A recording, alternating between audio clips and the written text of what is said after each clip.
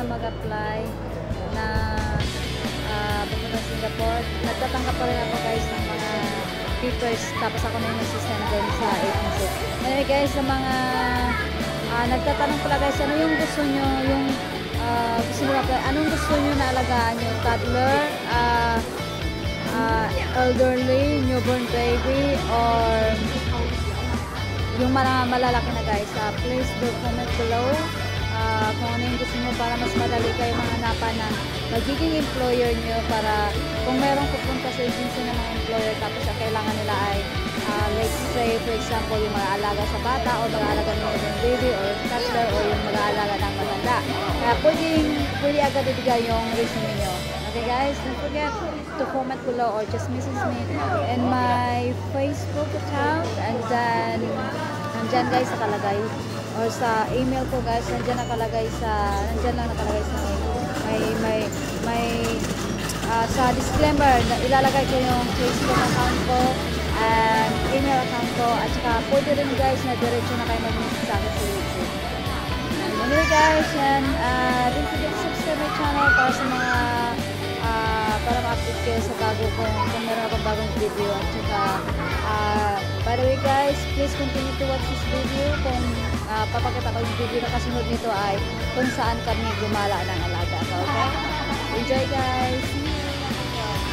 Guys, nagdala ko sila ng mga alaga ko. Kasi sumalan ko.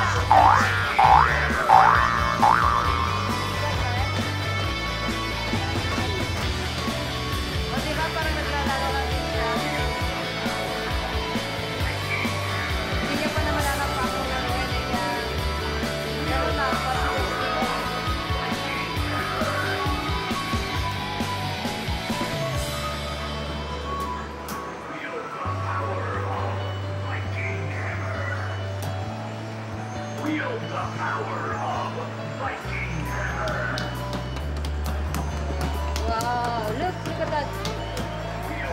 It's up. It's up higher. Pag mahilig ka sa gun, awag na lang ito.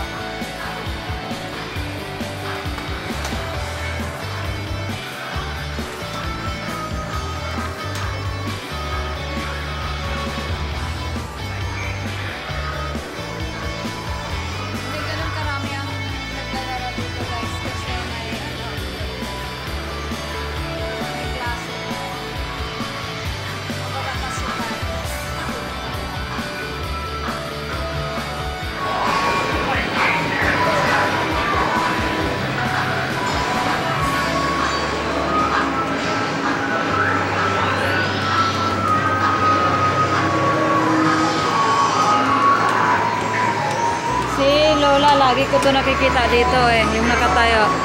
Lagi ko nakikita na naglalaro dito.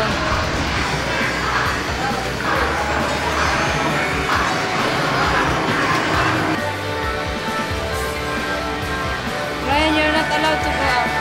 Tapos dito, may laruan pang bata doon. May cotton on din dito. Cotton on. Shops na pwede bilhan ng mga gamit. Backpack. Ito guys, pag kailangan nyo ng backpack, pwede na dito.